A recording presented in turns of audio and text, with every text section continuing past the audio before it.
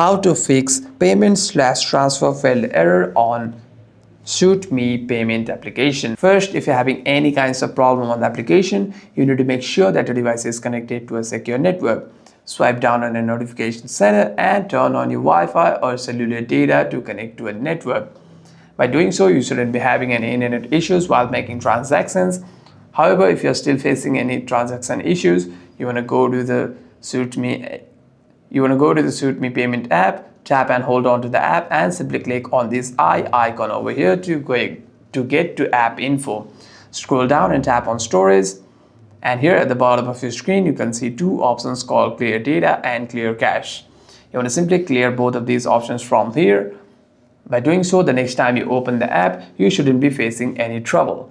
However, if the trouble is still there, you might want to restart your device once and open the app again and try making a transaction after that. Hope this video was helpful, and if you have any further questions, feel free to comment down below.